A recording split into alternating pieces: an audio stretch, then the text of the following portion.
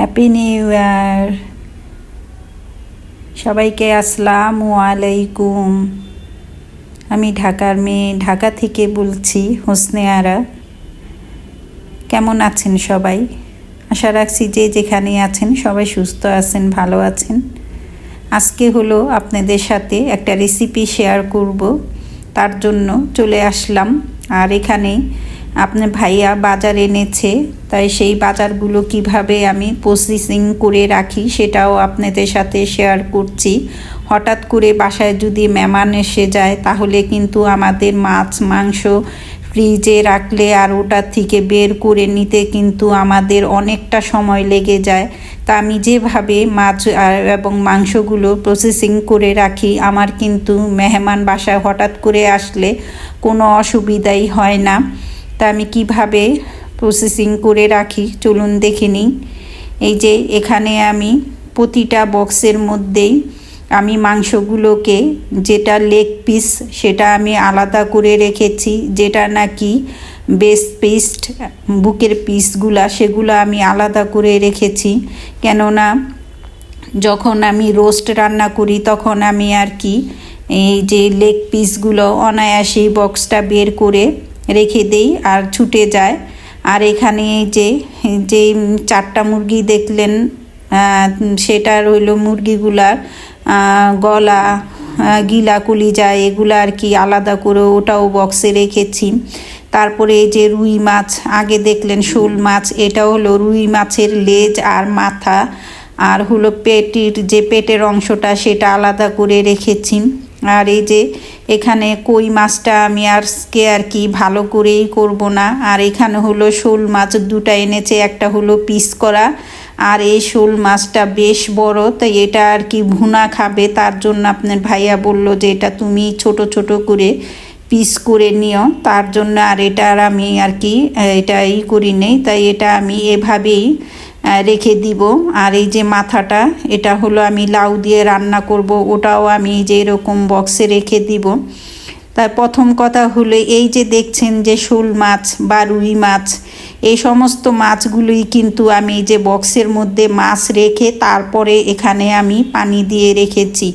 পানি দিয়ে রাখার একটাই কারণ, এই মাছটা যদি আপনি 2 মাস পরেও যদি বের করে ফ্রিজ থেকে বের করে খান, আপনার কাছে মনেই হবে না যে এই মাছটা আপনি যে 2 মাস পরে বের করে খাচ্ছেন। এমনিতেই যদি আমরা পলি ব্যাগে বা এয়ার টাইপ পলি ব্যাগেও যদি রাখি, তারপরেও কিন্তু মাছের থেকে কিন্তু অনেক দিন রেখে দিলে কেরম মাছটা শুকনো শুকনো হয়ে যার খেতে কিন্তু একটুও মজা লাগে না। তাই এইভাবে বক্সের মধ্যে পানি দিয়ে তারপরে যদি মাছগুলো রেখে দেন, অনেক সময় বা 2 মাস পরেও যদি আপনি মাছগুলো বের করেন, তারপরে দেখবেন মাছটা একবারে টাটকা টাটকা লাগে আর খেতেও কিন্তু অসম্ভব ভালো লাগে। তাই আমি যেভাবে প্রসেসিং করে রাখি, বাজারগুলো গুছিয়ে রাখি, সেটাই কিন্তু আপনাদের সাথে শেয়ার করছি। তাই যদি ভালো লাগে এভাবে আপনারাও ট্রাই করতে পারেন। এভাবে ট্রাই করলে মাছগুলো অনায়াসেই ছুটে যায় এবং বরফ থেকে আলাদা হয়ে যায় বক্সের থেকে, আর কিন্তু কোনো ঝামেলা হয় না হঠাৎ করে বাসায় মেহমান আসলেও। তা কেমন হলো আমার এই মাছ গোস এগুলার প্রসেসিং, সেটা আমাকে কমেন্ট করে জানাবেন। তারপরে চলে আসলাম, এই যে একটা বললাম যে একটা রেসিপি করে দেখাবো। এখানে আমি কই মাছ রান্না করব, তাই সেই কই মাছেরই সবজি দিয়ে আমি রান্না করব, ফুলকপি আর নতুন আলু এটা দিয়ে রান্না করব। তাই সেটাই আপনাদের সাথে একটু শেয়ার করছি। তাই যেই প্যানটাতে আমি রান্না করব সেই প্যানেই আমি মাছগুলো ভেজে নিচ্ছি। আর মাছ ভাজার আগে আমি কিন্তু তেল দিয়ে তারপরে তেলের মধ্যে আমি কিছুটা লবণ ছিটিয়ে দিয়েছি, যাতে করে প্যান থেকে মাছটা অনায়াসেই উঠে যায়। কেননা এই একই প্যানে কিন্তু আমি যেহেতু রান্না করি তখন কিন্তু মাছটা উঠে না সহজে, তার জন্য আপনারা লবণ দিয়ে তারপরে তেলের মধ্যে আর কি লবণ দিয়ে মাছগুলো ভেজে নেবেন, দেখবেন অনায়াসেই উঠে যায়। তারপরে আসছে হলো দ্বিতীয় প্রসেসিং। সবজি কিন্তু ফুলকপি অনেকেই আছে রান্নার পরে খাওয়ার সময় কিন্তু একটু ভালো লাগে না, দেখা যায় যে পানসে পানসে লাগে। তার জন্য ফুলকপিটাও আপনারা এভাবে তেলে ভেজে নেবেন, দেখবেন আপনাদেরও কিন্তু ফুলকপি খেতে কিন্তু অসম্ভব মজা হয়। যে কোনো মাছ দিয়ে ফুলকপি যদি রান্না করেন এভাবে ভেজে, তা দেখবেন খেতে কিন্তু অসম্ভব মজা হয়।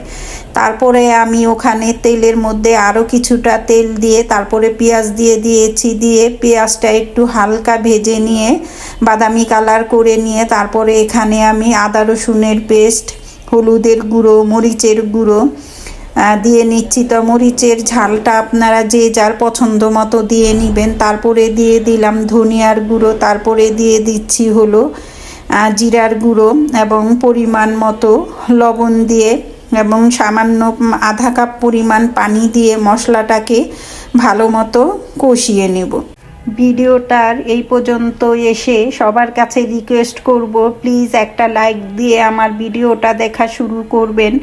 আর নতুন কোনো আপু ভাইয়ারা যদি আমার এই ব্লগ ভিডিওতে বা আমার এই রেসিপিটা আপনারা দেখে থাকেন আর আপনাদের কাছে কোথাও কোনো অংশ যদি ভালো লেগে যায় তাহলে সাবস্ক্রাইব করে দিতে পারেন এবং আমার পরিবারের পাশেই থেকে যেতে পারেন। আর হ্যাঁ, সাবস্ক্রাইব করে দিয়ে কিন্তু পাশে থাকা বেল বাটনটা অন করে দিবেন, যাতে করে নতুন নতুন রেসিপিগুলো আপনাদের মাঝে চলে যায়, নোটিফিকেশন আসবে, তখন আপনারা আমার ভিডিওটা সময় সুযোগ বুঝে আমার রেসিপি বা আমার ব্লগ ভিডিওটা দেখে নিতে পারেন। আমি প্রতিদিনই ভিডিও দিতে পারি না, চেষ্টা করি সময় সুযোগ বুঝে আপনাদের সাথে অ্যাড থাকার জন্য। যাই হোক, কথা বলতে বলতে কিন্তু মশলাটাও কষিয়ে নিয়েছি আর হলো সবজি দিয়ে তারপরে সবজিটাও আমি সিদ্ধ করে নিয়েছি ঝোলের পরিমাণ পানি দিয়ে। তারপরে এখানে আমি কই মাছটা দিয়ে একটা টমেটো দিয়ে দিলাম, দিয়ে এখন এই পর্যায়ে ধনিয়া পাতা দিয়ে কই মাছটা রান্না শেষ করে নিব। তা কেমন হলো আমার ফুলকপি এবং নতুন আলু দিয়ে কই মাছ রান্না কমেন্ট করে জানাবেন। আর ভালো লাগলে এভাবে ট্রাই করবেন এবং আমার মাছের যে মাছ এবং বাজারের যে অংশটা আপনাদের আমি দেখালাম প্রসেসিং কিভাবে করে রাখতে হয়, চাইলে আপনারা সেভাবে রাখতে পারেন, দেখবেন অনেক দিন পর্যন্ত এই মাছ মাংস রেখে খেতে পারেন। তাই এই পর্যন্ত যারা আমার সাথে ছিলেন সবাইকে অসংখ্য অসংখ্য ধন্যবাদ। সবাই ভালো থাকবেন। আল্লাহ হাফেজ। আসসালামু আলাইকুম।